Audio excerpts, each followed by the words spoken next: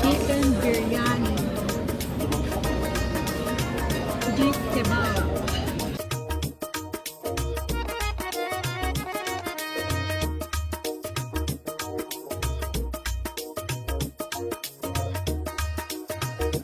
Walang biro, napakasarap nitong beef kebab na in-order ko. At itong sauce nila, gusto ko, grabe, ang sarap.